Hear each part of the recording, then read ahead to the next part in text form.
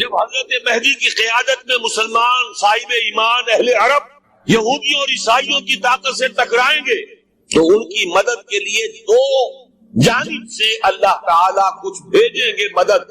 ایک تو آخری مرحلے میں مدد آئے گی حضرت مسیح عیسیٰ ابن مریم کا نزول، جو یہودیوں کی طرف رسول بنا کر بھیجے گئے تھے. انہیں یہودیوں نے اپنے خیال میں سولی پر چڑھا دیا، لیکن اللہ نے فرمایا وما صلبوہ وما قتلوہ ولکن شبہ لہم بل رفعہ اللہ الیہ. اللہ تو اپنی طرف اٹھا کر لے گیا. اور احادیث صحیحہ جو کہ ہمارے ہاں متواترہ کے درجے میں، وہ احادیث جو صحیح ہے کی ہے، ان سے ثابت ہے کہ حضرت عیسیٰ ابن مریم دوبارہ زمین پر آئیں گے.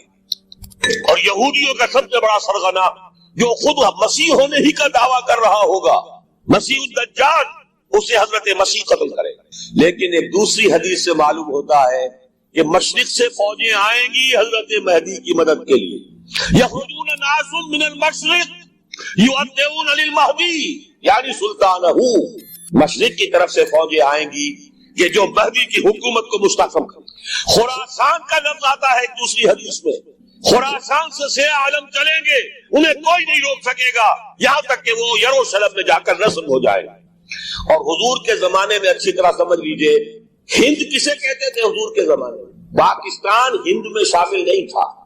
سندھ و ہند، سندھ ایک مکمل ملک تھا، ہند اس کے بعد شروع ہوتا تھا. یہ راجپوتانے کا اور تھر کا ڈیزرٹ جو ہے، اس سے آگے جو ہندوستان ہے وہ ہند تھا. یہ جو ہمارا پاکستان ہے یہ ہمیشہ ہند میں شامل نہیں رہا. حضور کے زمانے میں بالخصوص سندھ و ہند، دریائے سندھ چلا آ رہا ہے. یہ ساری ٹریبیوٹریز جو پنجاب کے اندر اس کی ہے، یہ سب ایک علیحدہ ملک جو اس زمانے میں سندھ کہلاتا تھا. اور نمبر 2 یاد کیجئے، اس زمانے میں خراسان ایک علاقہ تھا جس میں موجودہ افغانستان کا 2/3، تھوڑا سا حصہ ایران کا، اور جہاں تک میں تحقیق کر سکا ہوں آج تک پاکستان کا بھی علاقہ، خاص طور پر مالاکنڈ ڈویژن جو خراسان میں شامل. خراسان سے سہ عالم چلیں گے جو جا کر یروشلم میں نصب ہوں گے. یہاں بھی ایک نقطہ نوٹ کر لیجئے، پہلے بھی یروشلم ہم سے چھینا تھا. کس نے چھینا تھا؟ عیسائیوں نے، کروسیڈرز. واپس کون لیا؟ کس نے لیا؟ عربوں میں دم نہیں تھا، عرب عیاشیوں کی وجہ سے کھوکھلے ہو چکے. واپس لینے والا صلاح الدین ایوبی، کرد خون. اب دوبارہ یروشلم لیا جا چکا. چھینا کن سے گیا؟ عربوں سے. عرب واپس لے سکتے ہیں؟ کوئی اندیشہ اگر ہو سکتا تھا عراق کے بارے میں، یہ شاید جس کے ایٹمک دانت نکل آئے، جو سازش کی گئی، جس طرح اس احمق اور پاگل صدام حسین کو دام میں پھنسایا گیا. 100 دام، 100 جال، دام کہتے ہیں جال کو، 100 دام، اس میں جو پھنسا ہے تو اگلا پچھلا کھایا پیا سب نگلوا لیا. اور ہے کون؟ اس کے پاس ایٹمک ہتھیاروں کا ذخیرہ موجود، اور کسی کے وہ ایٹمک دانت بھی نکلنے نہیں دے رہے.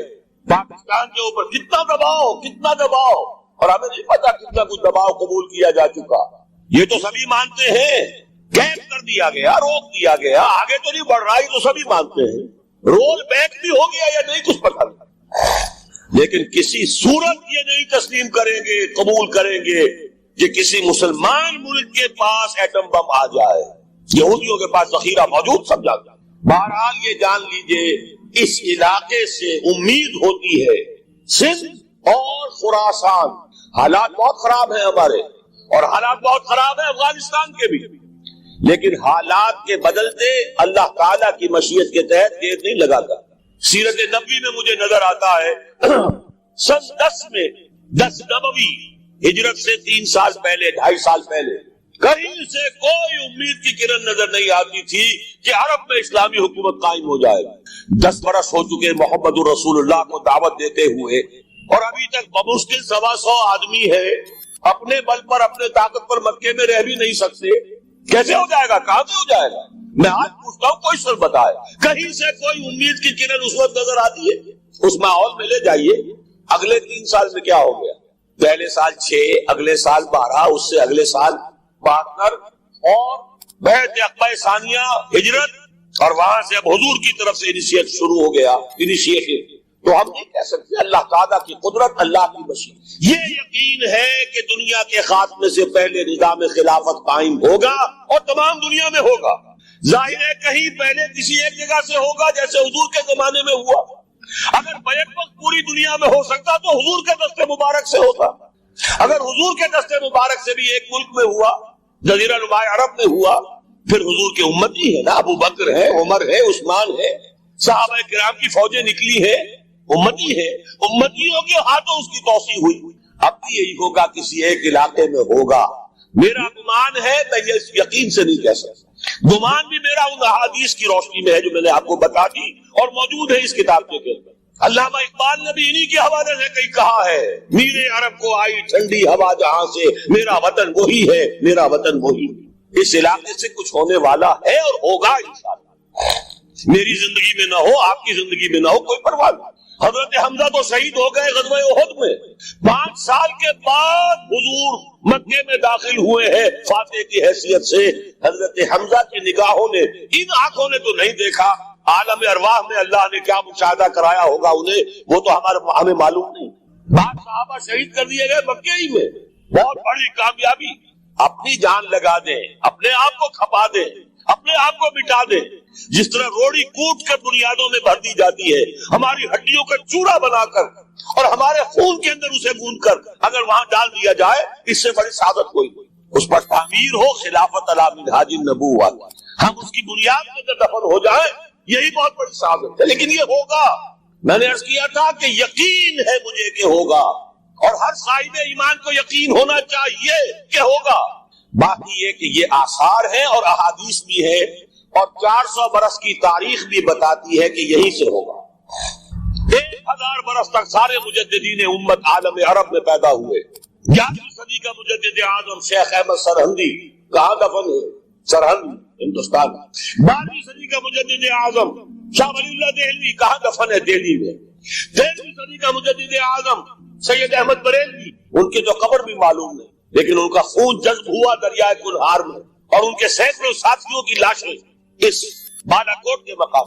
14ویں صدی کے مجدد اعظم شیخ الہند, لیکن ان کے ساتھ ساتھ اتنے اعظم رجال, علامہ اقبال جیسا مفکر, مولانا مودودی جیسا مصنف, مولانا الیاس جیسا مبلغ, کہیں اور ہمیں دکھا دیجئے آپ. میں کل کہیں عرض کر رہا تھا, دیکھیے پہلے جو ہے 1000 برس تک ہر خیر ہندوستان میں باہر سے آ رہا تھا. معین الدین اجمیری باہر سے آ رہے ہیں, شیخ علی حجویری باہر سے آ رہے ہیں, سندھ میں جتنے اولیاء دفن ہیں سب کے سب باہر سے, ایران سے چلے آ رہے ہیں. لیکن جیسے ہی 11ویں صدی شروع ہوئی, ریورس ہو گیا آرڈر. اب سلسلہ مجددیہ نقشبندیہ اب ہندوستان سے نکل کر پھیل رہا ہے. پورا افغانستان, پورا ترکستان, تمام یہ ترک ریاستیں جو آزاد ہوئی ہیں ابھی USSR کے خاتمے کے بعد, یہاں تک کہ سائپرس, جزیرہ قبرص, پورا ترکی جو اب بھی ہے موجودہ ترکی, سلسلہ مجددیہ نقشبندیہ کہاں سے چلا؟ ہندوستان پھیل گیا پورے عالم اسلام. مفکر, علماء دین کا اور تمام علوم دینی کا مجدد شاہ ولی اللہ دہلوی, خالص ترین جہاد فی سبیل اللہ دور صحابہ کے بعد جماعت مجاہدین جہاں پہ شہادت نوش کیا سینکڑوں ہمارے مجاہدین.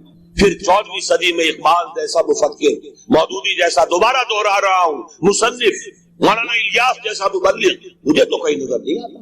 تمام مسلمان ممالک آزاد ہوئے, کہیں اسلام کا نام نہیں لگا, نہ سہکارنوں نے نعرہ لگایا, نہ کہیں کسی اور نے نعرہ لگایا. عربوں نے بھی عرب نیشنلزم کا نعرہ لگایا, اسلام کا نعرہ نہیں. تحریک پاکستان میں نعرہ لگا, پاکستان کا مطلب کیا؟ لا الہ الا اللہ.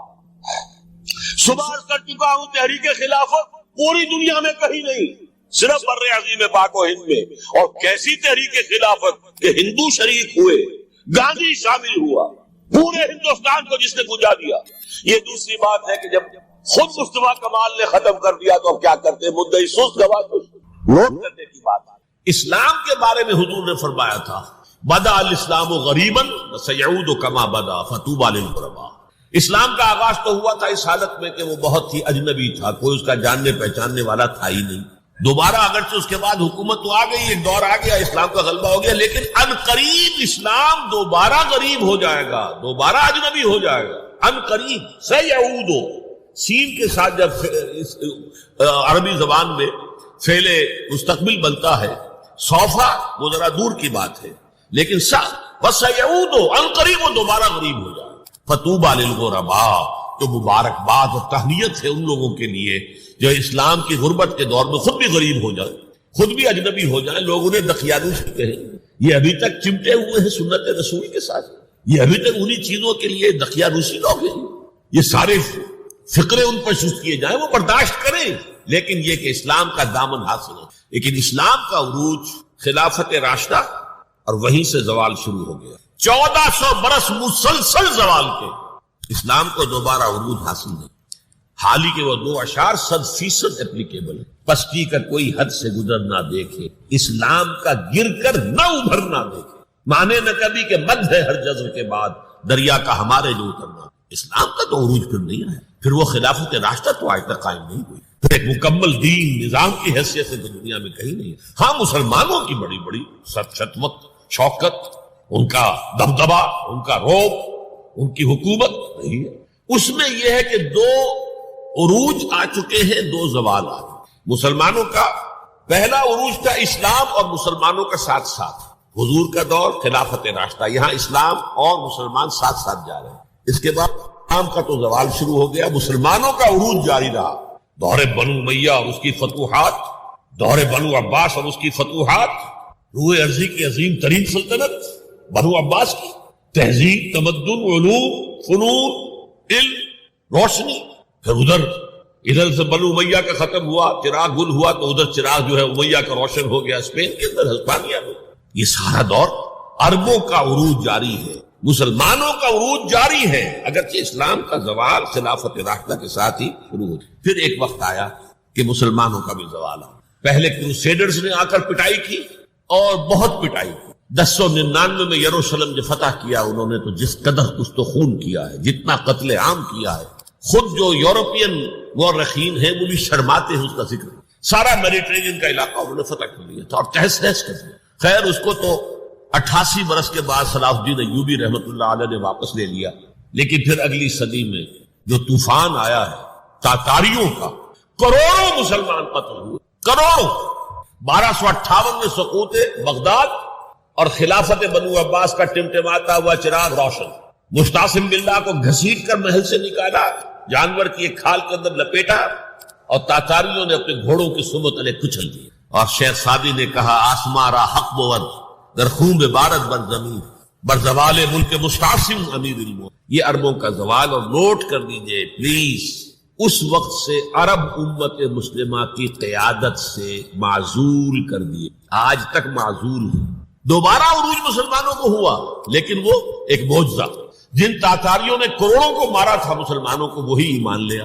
انہوں نے مسلمانوں کو کانکر کیا تھا، اسلام نے انہیں کانکر کر لیا. ہے آیا فتنہ تاتار کے افسانے سے، پاسباں مل گئے کعبے کو صنم خانے سے. اب یہ تاتاری ہورس تھے، ٹرکس، انہیں قیادت ملی عالم اسلام کی. ترکان تیموری ہندوستان میں، ترکان صفوی ایران میں، ترکان سلجوقی مڈل ایسٹ میں، ترکان عثمانی کا تو کہنا ہی کیا ہے. ایشیا مائنر سے شروع ہو کر پھر یہ کہ 3 بر اعظموں پر سلطنت روما کی طرح کی ایک عظیم سلطنت قائم کی ہے، گریٹ اوٹومان امپائر.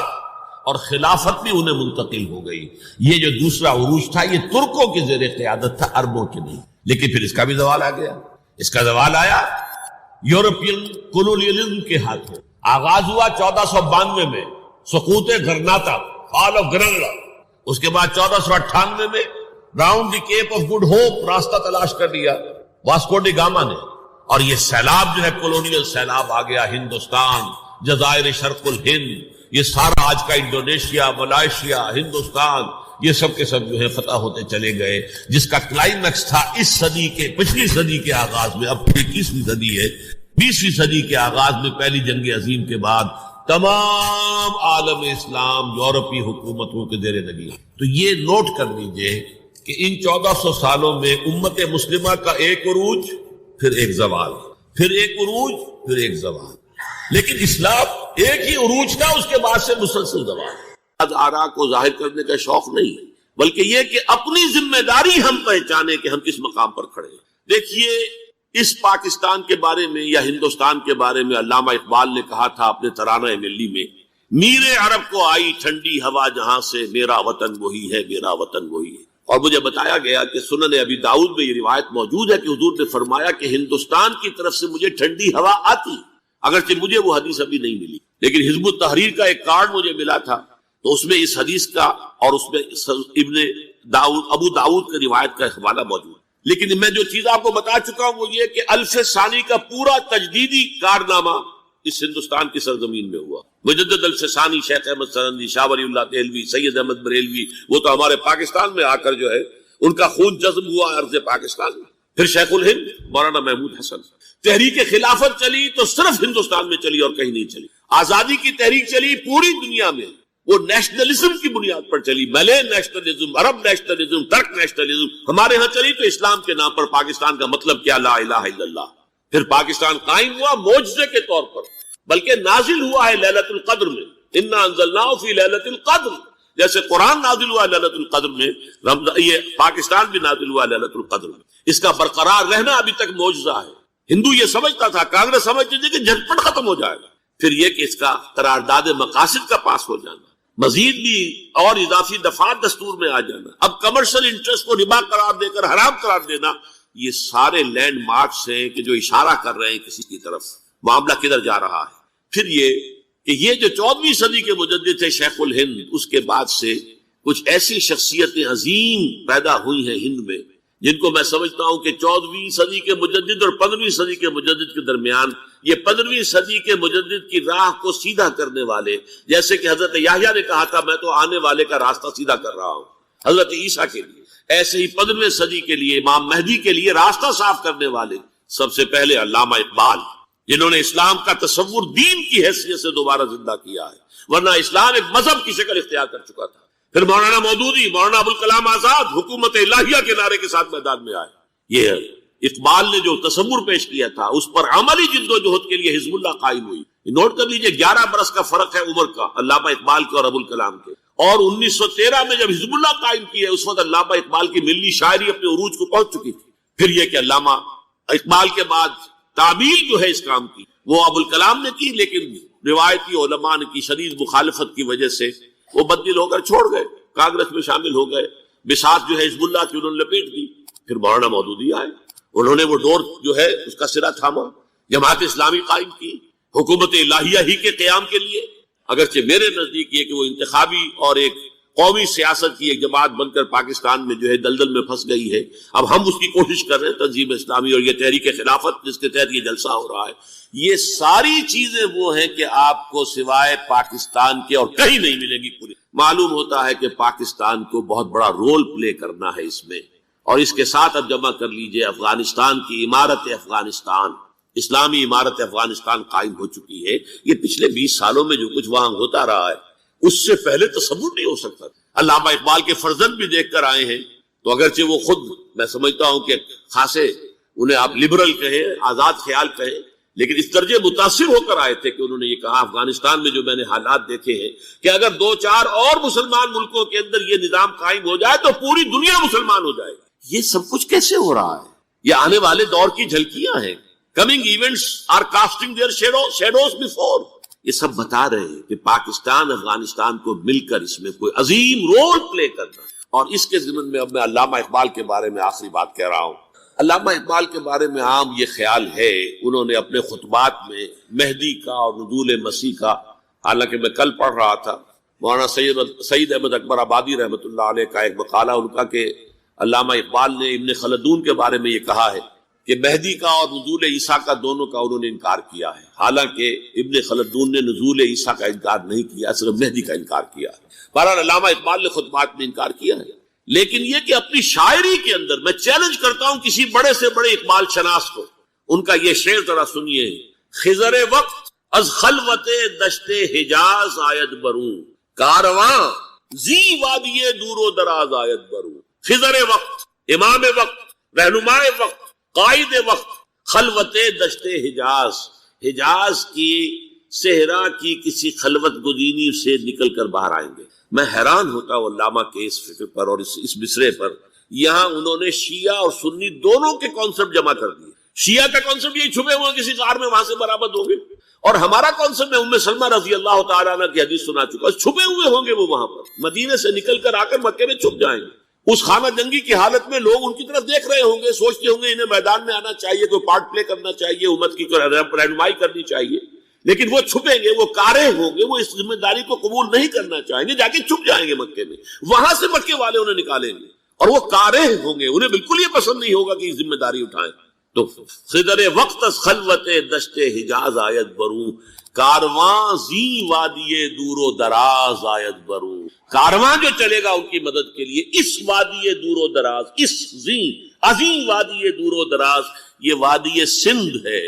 وادی سندھ جو ہے ہم سمجھتے ہیں کہ صرف یہ پاکستان اور پنجاب جو ہے یہ اس میں شامل ہے، سندھ اور پنجاب نہیں، افغانستان کا پورا مشرقی علاقہ اس میں شامل ہے۔ جیسے دریائے جیلم سندھ میں جا رہا ہے، جیسے دریائے گلگت سندھ میں آ کر ملتا ہے، جیسے دریائے چناب اور راوی اور جیلم اور یہ سب جا رہے ہیں اور آ رہے ہیں، اسی طرح دریائے کابل کہاں سے آ رہا ہے، دریائے گومل کہاں سے آ رہا ہے، ٹوچی کہاں سے آ رہا ہے، یہ سارا جو ہے ڈرین جو ہو رہا ہے، ایسٹرن جو ہے پارٹ آف افغانستان، یہ سب وادی ہے۔ اس وادی کے یہ دو حصے ہیں، ایک حصہ جو ہے یہ ادھر پاکستان میں ہے اور اسی وادی کا دوسرا حصہ جو ہے وہ افغانستان میں۔ کارواں زی وادی دور و دراز آیت بروں، کارواں چلے گا یہاں سے، یخرج ناس من المشرق یؤتون للمہدی یعنی سلطان ہی، مشرق سے فوجیں چلیں گی کہ جو مہدی کی حکومت قائم کریں گی، اور یخرج من خراسان رایات و سود، اور خراسان سے سیاہ پرچم چلیں گے کہ جن کا رخ کوئی موڑ نہیں سکے گا، حتیٰ تنصب بإیلیا، یہاں تک کہ وہ جا کر یروشلم کے اندر نصب ہو جائے گا۔ حضرات، میں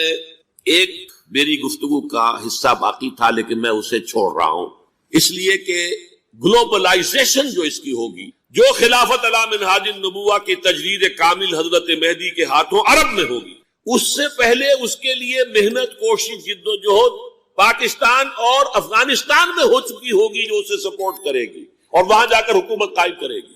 اس کے بعد گلوبلائزیشن کا جو مرحلہ اس کا ہے وہ حضرت مہدی کے ہاتھوں نہیں ہے، وہ حضرت عیسیٰ۔ میں نے خاص طور پر آج اس مقام کو اس لیے بھی چنا ہے کہ میں یہ محسوس کرتا ہوں کہ ہمارے ہاں جو حضور صلی اللہ علیہ وسلم کی احادیث میں پیشین گوئیاں ہیں، ہمارے ہاں کا جدید تعلیم یافتہ طبقہ ان کی طرف کوئی توجہ نہیں دیتا، بلکہ سمجھتا ہے کہ ادھر بے اعتنائی کا رویہ اختیار کرتا ہے کہ کوئی کیا باتیں ہیں، یہ آدمی کو کام کرنا چاہیے، یہ کیا پیشین گوئیوں کے بارے میں کیا دلچسپیاں لینا ہے۔ تو پہلے تو وہ یہ نوٹ کر لیں کہ پیشین گوئی صرف حدیث میں نہیں ہے، قرآن میں بھی ہے، قرآن میں یہ پیشین گوئی آئی ہے۔ فرق تو ہوگا حدیث کی پیشین گوئی اور قرآن کی پیشین گوئی کا۔ کیا فرق ہوگا؟ نمبر ایک یہ کہ قرآن کا تو ہر حرف جو ہے وہ یقینی ہے، حدیث کے بارے میں یہ ہو سکتا ہے روایت بالمعنی ہو، روایت کرنے میں کوئی لفظ تھوڑا بہت بدل گیا ہو، پھر حدیث کی سند کیا ہے، وہ صحیح بخاری کی ہے، صحیح مسلم کی ہے، اس کا استناد کا پایا کیا ہے، درجہ کیا ہے، جبکہ قرآن مجید کا ہر حرف جو ہے وہ مستند ہے، بلا لا ریب فیہ کا مصداق ہے۔ یہ فرق تو ہوگی۔ اور دوسرا فرق بہت اہم یہاں ہے کہ یہاں سالوں کا تعین کر دیا گیا ہے، یعنی زیادہ سے زیادہ 9 برس کے اندر یہ صورتحال بدل جائے گی۔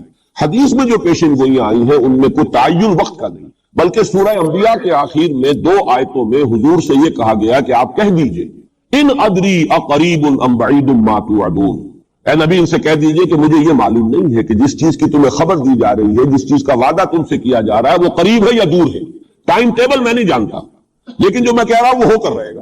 وَإِنْ أَدْرِي لَعَلَّهُ فِتْنَةٌ لَكُمْ وَمَتَاعٌ إِلَىٰ حِينٍ، اور اسی صورت میں پھر آگے چل کر ایک آیت کے بعد یہ ہے، اور یہ بھی کہہ دیجئے ہو سکتا ہے لعلہ شاید کہ یہ ابھی تمہارے لیے کچھ اور موقع تمہیں مل جائے، آزمائش کا موقع مل جائے، اللہ تعالیٰ تمہیں کچھ بریدنگ سپیس دے دے تاکہ تم اس میں اپنی اصلاح کر سکو، تو گویا کہ آزمائش کی ایک مہلت اور مل جائے تمہیں، یہ ہو سکتا ہے۔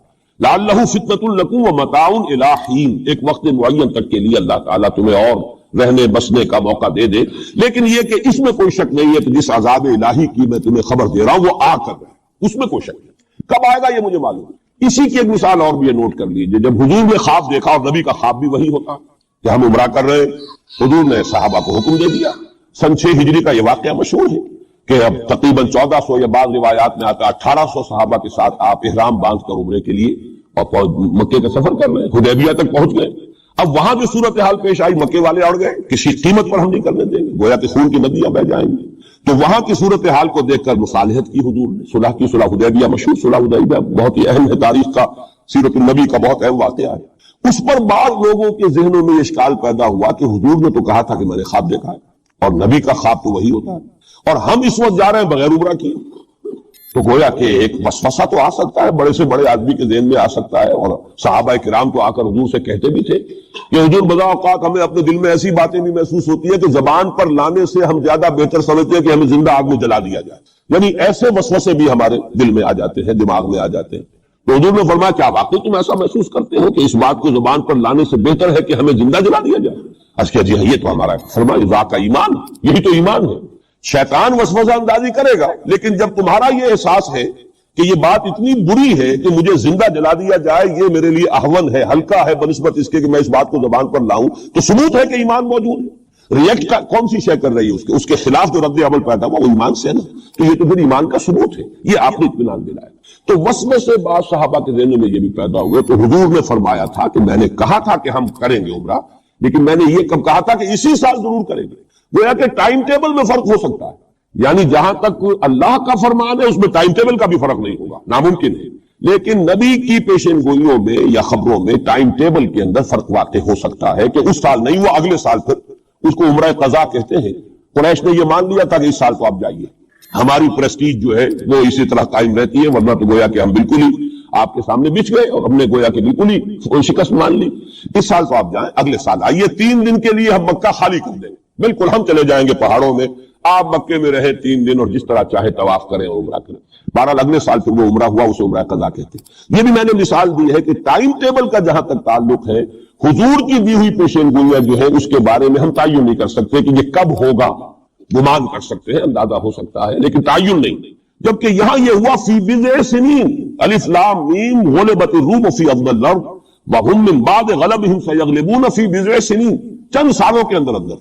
اب اس پر یہ واقعہ بھی آپ نوٹ کر لیجئے کہ حضرت ابو بکر رضی اللہ تعالیٰ عنہ نے انہی آیات کی بنا پر ایک شرط کر لی ایک کافر سے، مشرکین مکہ کے سرداروں میں سے ایک سے، کہ 3 سال کی شرط انہوں نے لگا دی، کم سے کم مدت جو ہوتی بضع کی 3 سال، کہ 3 سال کے اندر اندر اگر یہ صورتحال تبدیل نہ ہوئی تو میں 100 اونٹ تمہیں دوں گا، اور اگر قرآن کی پیشن گوئی درست ہو گئی تو تم 100 اونٹ مجھے دو گے۔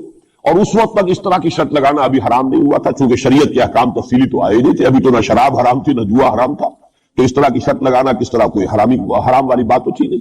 لیکن حضور نے فرمایا کہ نہیں ابو بکر یہ تم نے غلطی کی، جب بضع کا اطلاق 3 سے 9 تک پر ہوتا ہے تو تم 9 سال کی کرو، تم اونٹوں کی مقدار بڑھا دو، لیکن کہو کہ یہ 9 سال کی مدت جو ہے اس کے اندر اندر یہ معاملہ ہوگا، اس لیے کہ بضع قرآن مجید کا لفظ جو ہے وہ عربی زبان میں کم سے کم اقل مدت 3 برس ہے، لیکن یہ کہ اس کی اکثر مدت 9 برس ہے۔ تو حضرت ابو بکر نے وہ بدلا اور ٹھیک 9 سال بعد وہ صورتحال پیش آ گئی۔ اور یہ عجیب ہے تاریخ کا واقعہ، ہرقلیس کی یہ جو فتح ہے یہ بھی بڑی ہی معجزانہ تھی۔ وہ جو ڈائریکٹ روٹ تھا جس سے کہ ہمیشہ ان کی جنگیں ہوتی تھی، یعنی اس کے ترکی کے مشرقی علاقے سے آ کر رومی جو ہے پھر میدان جنگ کو اختیار کریں، بورے کیسپین کا راؤنڈ دے کر پہاڑی جو علاقہ ہے اس کے پیچھے سے آ کر اس نے حملہ کیا ہے، اور ایک دم اچانک جو ہے ایرانیوں کو گویا کہ سرپرائز اٹیک کیا ہے۔ لیکن پھر یہ کہ شکست فاش ہوئی ایرانیوں کو، دوبارہ پھر جو ہے وہ یروشلم پر اس کا قبضہ ہو گیا۔ اس نے منت مانی تھی کہ اگر یروشلم دوبارہ فتح ہو جائے ہمارے ہاتھوں تو میں حمص سے لے کر اور یروشلم تک پیدل جاؤں گا اور وہاں جا کر جو ہے شکرانے کی نماز ادا کروں گا، کیونکہ وہ پھر صلیب انہیں دوبارہ واپس مل گئی، صلیب کو دوبارہ ریسٹور کرنا تھا اسی جگہ پر جا کر، تو پیدل چل کر یہ آیا۔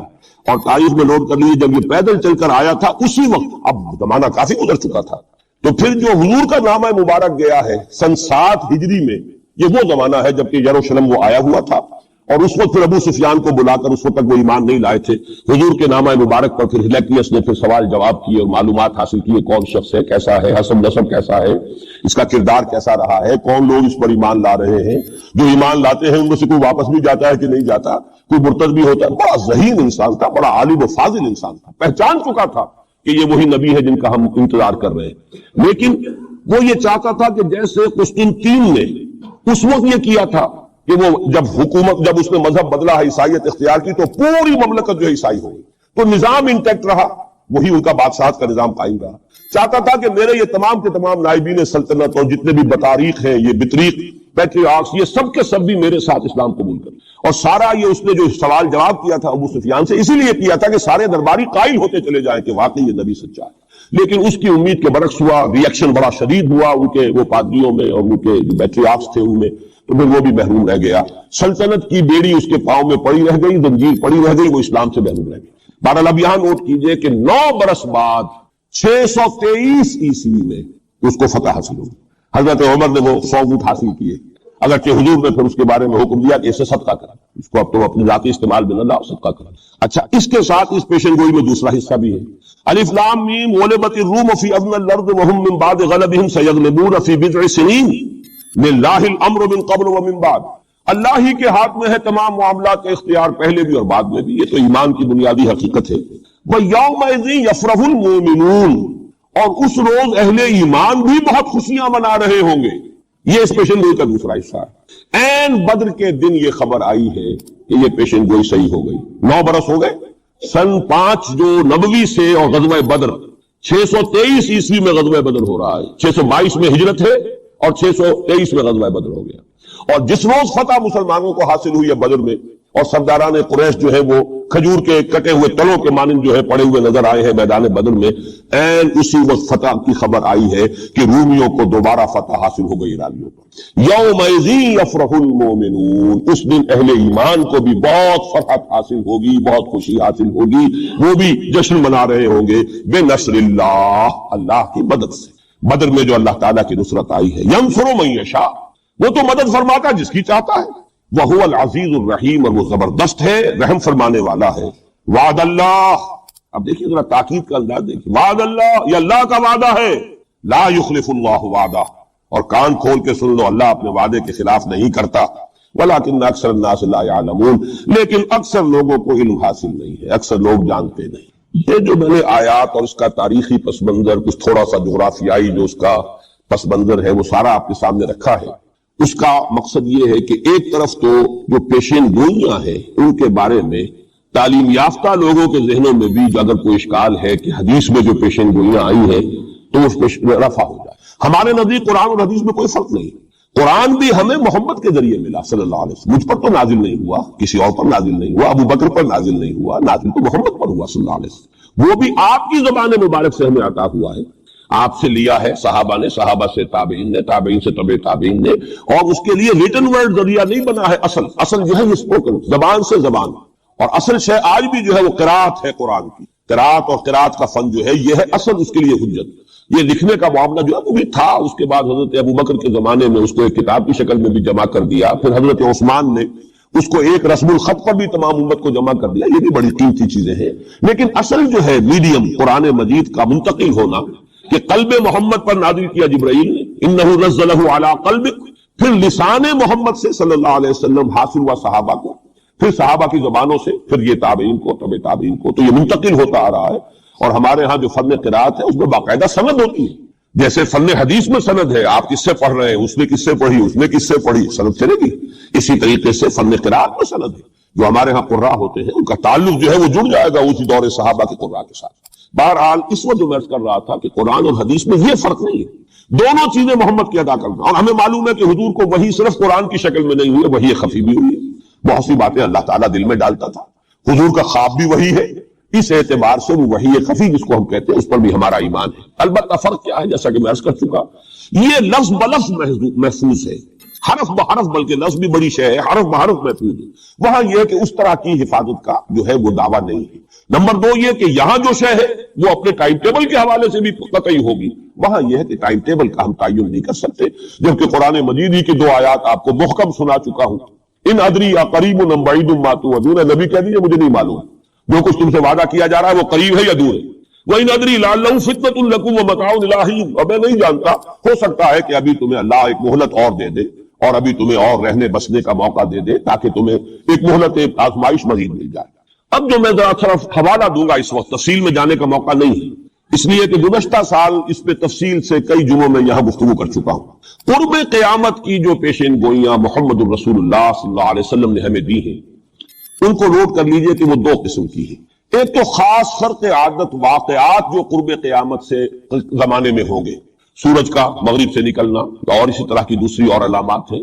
ایک تو وہ علامات ہیں جن کو ہم کہتے ہیں علامات قیامت. اس میں پوری کتابیں لکھی گئی، غالباً شاہ رفیع الدین رحمۃ اللہ علیہ دہلوی جو ہے ان کی پوری کتاب اس کے اوپر موجود ہے، اس لیے کہ احادیث میں اس کی بڑی جو واضح نشانیاں ہیں وہ دی گئی. ایک یہ ہے کہ قیامت سے متصلاً قریب کے زمانے کے کچھ تاریخی واقعات کا تذکرہ. یہ ہے 2 چیزیں کہ جن کو میں نے کافی پچھلے دنوں یہاں بیان کیا ہے. اس وقت میں صرف اس کا حوالہ دینا چاہتا ہوں اور وہ حوالہ کیا ہے؟ پہلی بات یہ کہ احادیث نبویہ سے صراحت کے ساتھ ثابت ہے کہ قیامت سے قبل پورے کرۂ ارضی پر اللہ کا دین اسی طرح غالب ہوگا جیسے کہ حضور کے دست مبارک سے آپ کی اپنی حیات طیبہ کے دوران جزیرہ نما عرب میں غالب ہے۔ یہ قطعی بات ہے۔ حضور نے 5 ادوار گنائے، یہ حدیثیں ہم نے ان کے ٹیکسٹ بھی عام کیے ہیں، ندائے خلافت میں ان کے ٹائٹلز پر شائع کیا ہے تاکہ یاد کریں آپ حضرات ان حدیثوں کو، اس لیے کہ جو حالات اس وقت ہیں اور جو سامنے آنے والے ہیں بہت مایوس کن حالات ہیں، اور مایوس کن حالات میں پھر اگر امید کی کوئی ڈور جو ہے وہ ہاتھ میں رہے تو آدمی کو سنبھالا ملتا رہتا ہے، کہیں نہ کہیں کچھ امید بھی جو ہے کہ دامان خیال یار چھوٹا جائے ہے مجھ سے، وہ امید کا دامن جو ہے ہاتھ سے بالکل نہ چھوٹ جائے تو کوئی نہ کوئی نا امیدی سمجھنے دے مجھے، نا امیدی کیا قیامت ہے، بڑا پیارا مصرع ہے، سمجھنے دے مجھے نا امیدی کیا قیامت ہے کہ دامان خیال یار چھوٹا جائے ہے مجھ سے، تو نا امیدی بہت بری شے ہے، لا تقنطوا من رحمۃ اللہ۔ اس اعتبار سے جو حالات امیڈیٹلی اس وقت سامنے ہیں اور جو آ رہے ہیں وہ نہایت مایوس کن، نہایت تکلیف دہ، ان میں ضرورت ہے کہ یہ جو ہمارے لیے کچھ امید افزا خبریں اور پیشن گوئیاں ہیں ان کو بڑے پیمانے پر عام کیا جائے تاکہ لوگ جو ہے اس کے حوالے سے اپنے حوصلوں کو، اپنے امنگوں کو، ولولوں کو کچھ برقرار رکھ سکے اور ان میں کچھ کام کرنے کا جذبہ، اس لیے کہ ایسے لوگ کم ہوتے ہیں اور اللہ تعالیٰ سے دعا کرتا ہوں کہ اللہ تعالیٰ مجھے ان میں شامل کر دے، آپ کو بھی شامل کرے۔ ایک ایسے لوگ ہوتے ہیں کم کہ جو بالکل حالات سے اپنا تعلق منقطع کر کے، مائنس ہے یا پلس ہے اور پازیٹو ہے یا نیگیٹو ہے، اس سے بالکل منقطع کر کے اپنے احساس فرض کے تحت کام کریں۔ میرا تو فرض ہے، مجھے کرنا ہے، بات ختم ہو گئی۔ کیا حالات ہیں، کیا امیدیں ہیں، کیا کیلکولیشنز ہیں، کیلکولیٹنگ مائنڈ سے انہیں کوئی سروکار نہیں ہوتا، ہمیں اس سے بحث نہیں، کوئی نتیجہ نکل رہا یا نہیں نکل رہا، یا نکل سکتا ہے یا نہیں نکل سکتا، کوئی امید ہے یا نہیں ہے۔ حضرت نوح علیہ السلام 950 برس تک دعوت دیے چلے جا رہے ہیں، کون سی امید تھی؟ آخری وقت کوئی امید بن نہیں آئی، کوئی امید تھی نہیں۔ 950 برس کوئی تصور ہم نہیں کر سکتے، دعوت دے رہے ہیں، اس لیے کہ فرض ہے آپ کے ذمہ ہے، آپ کو تو پہنچانا ہے۔ یا ایھا الرسول بلغ ما انزل الیک من ربک فإن لم تفعل فما بلغت رسالہ، اے رسول پہنچاتے رہو جو کچھ کے نازل کیا جا رہا ہے تم پر تمہارے رب کی طرف سے، تمہیں تو کرنا ہے۔ نتیجہ نکلے نہ نکلے، کو مانے نہ مانے، حالات بہتر ہو یا اور بدتر ہو، اس سے بالکل لا تعلق۔ اس کو ہندی فلسفے میں ڈیٹیچمنٹ کہتے ہیں۔ اپنے آپ کو ایکشن جو ہے، ایکشن آدمی کر رہا ہے اپنے فرض کے تحت، اپنے آپ کو ڈیٹیچ کر لیجیے اس کے نتیجے سے۔ نتیجہ کو اچھا بھی نکلے تو خوشی بھی نہیں ہونی چاہیے، نتیجہ اگر کوئی برا نکلا تو افسوس بھی نہیں ہونا، یہ کوئی انتہا ہے، تھیوریٹیکل بات ہے۔ انسانی سطح پر تو یہی ہوگا کہ اچھا نتیجہ نکل رہا ہے تو کچھ نہ کچھ خوشی ہوتی ہے، فرحت ہوتی ہے، اطمینان ہوتا ہے، اور اگر کچھ دوسری صورت ہے تو پھر کچھ نہ کچھ رنج ہوتا ہے، افسوس ہوتا ہے۔ قرآن خود کہتا ہے فَلَعَلَّكَ بَاخِعٌ نَفْسَكَ أَلَّا يَكُونُوا مُؤْمِنِينَ، اے نبی کیا آپ اپنے آپ کو صدمے سے ہلاک کر لیں گے کہ یہ ایمان نہیں لا رہے؟ تو یہ صدمہ ہونا، رنج ہونا، دکھ ہونا، افسوس ہونا، یہ اپنی جگہ پر ہے۔ یا اگر کہیں کوئی کامیابی ہو جائے، حضرت عمر کے ایمان لانے کی خبر آئی تو حضور نے بھی نعرہ تکبیر بلند کیا، اب یہ ایک فوری تاثر ہے، ہونا چاہیے۔ آپ کو کسی چیونٹی نے کاٹا ہے کہیں سے تو فوراً ہاتھ آپ کا جو ہے وہ جنبش کھائے گا، یہ ریفلیکس ایکشن ہے، یہ ہوگا۔ لیکن ہندو فلسفی میں تو یہاں تک ہے کہ ڈیٹیچ کر لو اپنے آپ کو اس درجے کہ آپ کا اپنے ایکشن کے ساتھ، action for the sake of action, یا یوں کہیے کہ وہ اپنے مقصد کے تحت جو ہے آپ کام کر رہے ہیں۔ باقی یہ کہ کیا نتیجہ نکلتا ہے نہیں نکلتا ہے، امید افزا ہے یا مایوس کو بالکل چھوڑ دیجیے۔ بہرحال اس کی ضرورت ہے، لیکن ایسے لوگ جیسا کہ میں نے عرض کیا ہوتے کم۔ اکثریت لوگوں کی ایسی ہوگی کہ کچھ نظر آتا ہو تو کچھ کام کرتے ہیں، کچھ حوصلہ بڑھتا ہے، پھر کچھ اور ہمت جو ہے بنتی ہے۔ اس حوالے سے میں کہتا ہوں کہ چونکہ جو موجودہ حالات ہیں اور مستقبل قریب میں جو حالات آ رہے ہیں وہ سخت مایوس ہو، انہیں کا بعد میں تذکرہ کروں گا۔ لیکن اس وقت جو ہے اگر ہم ان حدیثوں کو سامنے رکھیں گے کہ پہلی بات یہ کہ اس دنیا پر پورے عرضی پر دین کا غلبہ ہو کر رہے گا، دین حق اسی طرح نافذ ہوگا جیسے کہ حضور کے ہاتھوں نافذ ہوا ہے جزیرہ نما عرب۔ اور یہ جو گلوبل ڈومینیشن ہے اسلام کی، یہ ایک تو اس سے بھی ثابت ہے کہ 3 مرتبہ قرآن میں فرمایا گیا هو الذی ارسل رسولہ بالہدی ودین الحق لیظہرہ علی الدین کلہ۔ حضور کا مقصد بعثت ایکسکلوسیو شان ہے، یہ صرف آپ کی ہے، کسی اور نبی اور رسول کی نہیں ہے۔ کہ قرآن کہتا ہے غلبہ دین کے لیے بھیجا ہمیں، صرف تبلیغ کے لیے نہیں بھیجا۔ باقی تمام انبیاء صرف تبلیغ کے لیے آئے، تبلیغ، تذکیر، تبشیر، تذکیر، نصیحت، جو بھی کہے، تعلیم، تزکیہ۔ لیکن غلبہ دین کا لفظ صرف محمد الرسول اللہ صلی اللہ علیہ وسلم کے بارے میں آیا 3 مرتبہ، کسی اور نبی کے لیے 1 مرتبہ میں۔ اور دوسری بات یہ بھی قرآن کے محکمات میں سے ہے کہ وَمَا أَرْسَلْنَاكَ إِلَّا كَافَّةً لِلنَّاسِ بَشِيرًا وَنَذِيرًا، ہم نے نہیں بھیجا ہے محمد آپ کو مگر تمام نوع انسانی کے لیے، پوری نوع انسانی، گویا کہ پورے عالم انسانیت پر غلبہ دین ہوگا تو بعثت محمدی کی تکمیل ہوگی۔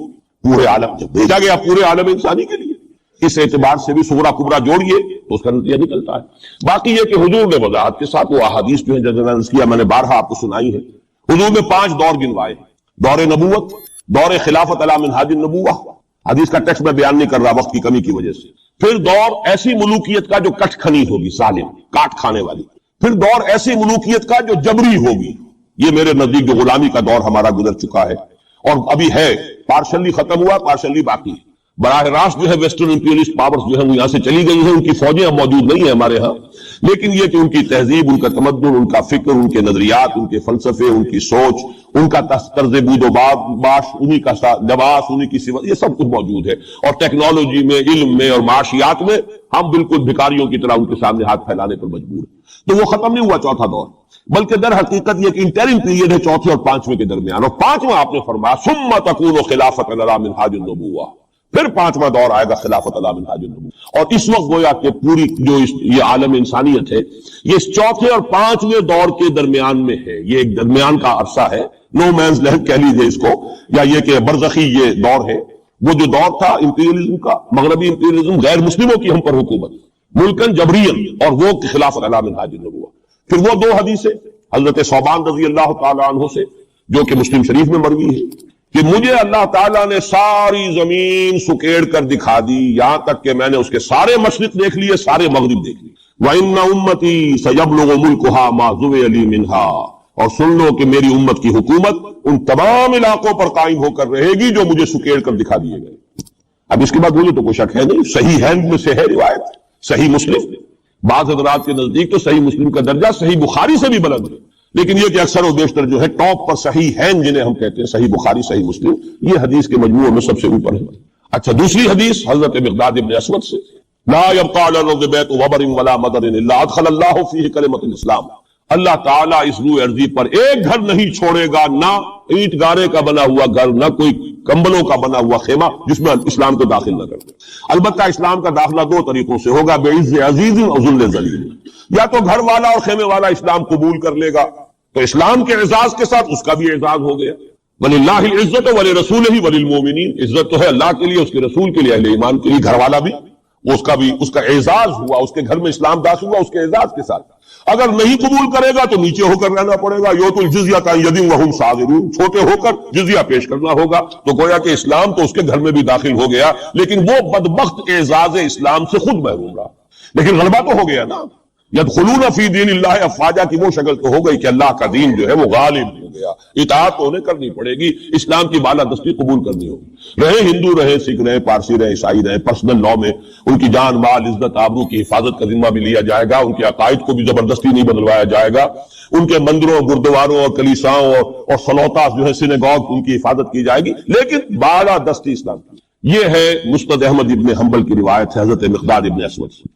تو پہلی بات تو یہ ہے کہ یہ یقین، کم سے کم مجھے تو اس کا یقین حاصل ہے الحمدللہ، اور میں چاہتا ہوں کہ ہر شخص، ہر مسلمان کے دل میں یقین پیدا ہو۔ لیکن اس سے پہلے ایک اور دور ہے، وہ دور ہے کہ جس کو ہمارے زمانے میں آ کر 2 طبقوں نے اس کے بارے میں اتنی غلط فہمیاں پیدا کی ہیں، اور اکثر ہمارے پڑھے لکھے بزوں میں خیش راسخ العقیدہ مسلمانوں کے اندر بھی دلوں میں نقب لگی ہوئی، سمجھتے ہیں کہ ہم تو قادیانی نہیں ہیں، سمجھتے ہیں کہ ہم تو منکر حدیث نہیں ہیں، لیکن ان حدیثوں پر ان کا یقین نہیں ہے، حالانکہ یہ بخاری شریف کی روایات ہے، حالانکہ یہ مسلم شریف کی روایات ہے۔ تو اس سے پہلے ایک دور آنا ہے مسلمانوں پر سخت عذاب کا دور، اور یہ عذاب جو ہے شدید ترین عذاب، اس کی جو سب سے اہم شخصیت ہے المسیح الدجال، یہودیوں کے ہاتھوں آئے گا، اور یہودیوں میں ایک شخص پیدا ہوگا، کھڑا ہوگا جو مسیح ہونے کا دعویٰ کرے گا، المسیح الدجال۔ دجال کہتے ہیں فریبی کو، دجل فریب کو کہتے ہیں، جو فریب سے اپنے آپ کو مسیح کہلوائے گا کہ میں مسیح ہوں۔ اس کی وجہ کیا ہے کہ یہودیوں کے ہاں یہ روایت موجود تھی کہ ہمارا ایک سیویئر آئے گا، ہمارا ایک نجات دہندہ آئے گا جو ہمیں پھر دنیا کے اندر غلبہ دلوائے گا، اور ہماری جو پرومسڈ لینڈ ہے وہ پوری کی پوری ہمیں دلوا دے گا۔ وہ جو گریٹر اسرائیل کا نقشہ انہوں نے بنا رکھا ہے، یہ ان کی پرومسڈ لینڈ ہے، خوابوں کی سرزمین ہے۔ اچھا، وہ تو حضرت مسیح آئے تھے علیہ الصلوۃ والسلام، وہ تو آ گئے، انہوں نے مانا نہیں۔ جب مانا نہیں، انہیں تو مرتد قرار دیا، جادوگر قرار دیا، بازیگر قرار دیا، واجب القتل قرار دیا، اور اپنے بس پڑتے تو سولی پر چڑھائی دیا۔ وہ تو اللہ نے جو کیا وہ ایک علیحدہ مسئلہ ہے۔ اب وہ جگہ تو خالی ہے جو آپ کہتے ہیں نا کہ کوئی ویکینسی ہے موجود، پوزیشن از ویکنٹ، ابھی وہ منتظر ہے ایک مسیحا کے کہ ہمارا اصل مسیح آنے والا ہے۔ وہ ان کا کوئی لیڈر کھڑا ہوگا جو اس دعوے کے ساتھ کھڑا ہوگا کہ اب میں اس مہم کو شروع کرتا ہوں کہ جس سے وہ جو گریٹر اسرائیل ہے پوری عظیم تر اسرائیل وجود میں لاؤں گا. دیر کیا لگتی ہے؟ کوئی وزیر اعظم جو بھی ہو اسرائیل کا کھڑا ہو جائے ڈٹ کر کہ ٹھیک ہے وی ڈکلیئر وار اور ہم تو یہ علاقے اب لے کر رہے ہیں. جس کو کہ اس نے بھی کہا ہے، یہ جو اس وقت ہے ریبین جو ہے، اس کے بارے میں خیال یہ ہوا تھا کہ جب یہ وزیر اعظم بنا اسرائیل کا کہ یہ بڑا ماڈریٹ ہے، بہت ایسا ہے ویسا ہے، اور اس نے وہ امریکن سے اپنا وہ 10 بلین کا جو لون لینا چاہتے تھے اس کو اوکے کرانے کے لیے کچھ دنوں کے لیے نئی سیٹلمنٹس کی تعمیر کا کام بھی سسپینڈ کر دیا. تو بڑی امیدیں ہو گئی چلو جی ایک پروسیس آف جو پیس ٹاک شروع ہو جائیں اور یہ ہو جائے. لیکن سب ثابت ہو چکا ہے. اسی زمانے میں وہ گیا اپنے فوجی ہیڈ کوارٹر میں اور جا کر وہاں پہ اپنے فوجی آفیسرز کی وہ جو اب لوگوں میں تشویش ہو گئی ہوگی کہ ہم کس خواب کو دیکھ رہے ہیں اور یہ شخص کدھر چلنے لگ گیا ہے، تو جا کر کہا اور رپورٹ ہوئی ہے خبر. اس نے کہا یہ نہ سمجھو کہ گریٹر اسرائیل کو میں نے چھوڑ دیا، اس کا نقشہ تو میرے دل پر کندہ ہے اور میں منتظر ہوں وہ وقت آئے کہ ہم وہ گریٹر اسرائیل کھائیں گے. کوئی شخص کھڑا ہو جائے گا، اس کے لیے وہ ڈکلیئر کر دے گا، کوئی شکل اور کوئی سچویشن ہو سکتی ہے. اور اس اعتبار سے نوٹ کیجئے کہ یہ بابری مسجد کی شہادت کے بارے میں یہ صحیح بات کہی جا رہی ہے کہ یہ در حقیقت ایک فیلر ہے ہنود اور یہود کے جو گٹھ جوڑ ہے. یہ میں آپ کو پہلے بتا چکا ہوں کہ یہ جو وہاں کا ہندو فنڈامنٹلسٹ ہے ہندوستان کا، باقاعدہ وفد گئے اسپین یہ معلوم کرنے کے لیے کہ اسپین میں مسلمانوں کو جو ایکسٹرمینیٹ کیا تھا کس طریقے سے کیا تھا. باقاعدہ یہ تو ریسرچ کرتے ہیں، محنتیں کرتے ہیں اور بہت ہی مستقل مزاجی کے ساتھ کام کرتے ہیں. وہ تو باقاعدہ اس کا بھی جائزہ لیا ہوا ہے. پھر اسرائیل کے ساتھ جو ہم کے کانٹیکٹ ہو رہے ہیں، اور ابھی اسرائیل کا وزیر اعظم وہاں پہ آنے والا تھا، وہ وزیر خارجہ غالباً کسی وجہ سے ابھی جو صورت ہو گئی ہے اس کو ملتوی کیا ہے. تو یہ در حقیقت یہ دیکھنا ہے کہ مسلمانوں کے اندر جان ہے تو کتنی. یہ فیلرز پھینکے جایا کرتے ہیں، اندازہ ہو جائے کتنا ریئیکشن ہے. وہ ریئیکشن جتنا کچھ تھا ہو گیا. اور ہمارا ریئیکشن ہونا کیا ہے؟ اس سے پہلے جب مسجد اقصیٰ کے ساتھ جو بھی بے حرمتی ہوئی اور جب یروشلم گیا ہے کتنا کو رونا پیٹنا ایک دفعہ تو پورے عالم اسلام میں ہو گیا تھا. اب کہاں ہے وہ رونا پیٹنا؟ اب تو ریکنسائل کیے بیٹھے. اب تو وہی عرب ممالک ایک ٹیبل پر جا کر میڈرڈ میں تو بیٹھ آئے نا آخر اسرائیل کے ساتھ، اور اب مسلسل گفتگو واشنگٹن میں جو ہے پہلا round, second round, third round, کبھی تو اس کے ساتھ ایک میز پر بیٹھنا گوارا نہیں تھا، اس کو ریکگنائز کرنے کا کوئی سوال نہیں تھا. اب اس کی باتیں بھی ہو رہی. تو معلوم ہوتا ہے کہ یہ سارے جو ہیں حالات یہ کوئی ایسی باتیں نہیں ہیں، کوئی فیری ٹیلز ہو یا کوئی پریوں کی کہانیاں ہو جو آنے والی ہیں کیسے ہم مان لیں.